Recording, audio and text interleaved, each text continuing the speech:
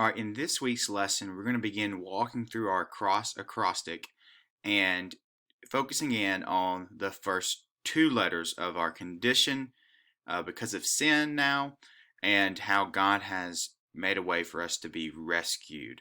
We're going to talk, but this is the only week that we're going to hit on two at the same time. These verses probably are already memorized by your group, just for the sheer volume of which they probably have heard these verses.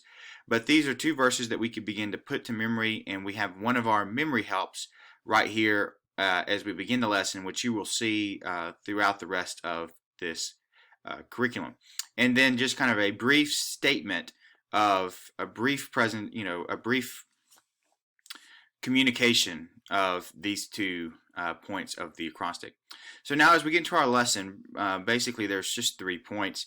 The first is this: that sin makes ugly what God made to be glorious. So when we're talking about our condition, it's important to know how we were created, how God designed things to be. And when we look at the creation count, we see that things were very good and that there was peace. Now, you might want to take some time to explain what biblical peace is, because when we think of peace, we think of the absence of conflict, the absence of strife. But biblical peace is not merely in just a negative sense, and it's the absence of something, but it's the presence of the fullness of satisfaction and fulfillment that God had woven into his creation. So when God created man in his image, and it was good, indeed very good, it was glorious. There was true peace, fulfillment, satisfaction. But sin really changed all of that. And the moment we rebelled against God. And that's when we get to the reality of sin. Sin is not something human, so to speak, but actually subhuman. It counters God's original purposes for mankind. So the Lord created mankind to reflect his glory and enjoy his goodness, but our rebellion, our sinful rebellion, has put us into this subhuman state where we are now born with original sin, depraved. Our throats are open graves. We're sinners. We rebel against who God is, and that keeps us from reflecting the glory of God perfectly as we were created to, and enjoying his goodness.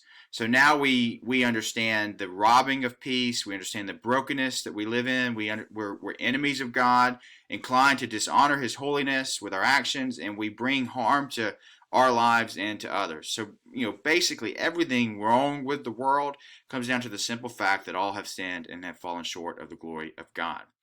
And the problem of sin is ultimately that God is holy, holy, holy, and we're not.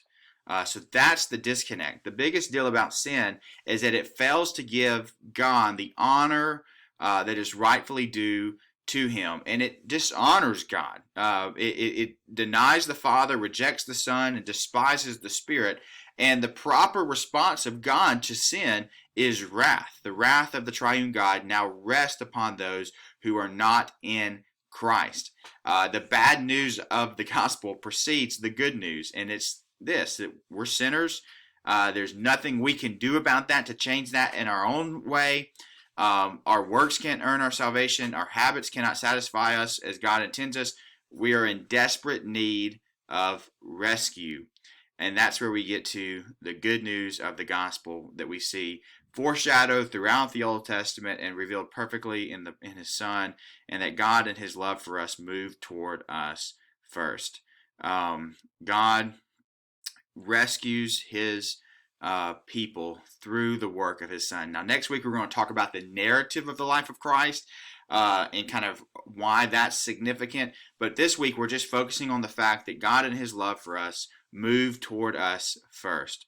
We had rebelled against the holy God. We were floundering in our shame, but God rescued us. He made the first move, not us. He sought us out, and we did not seek him out.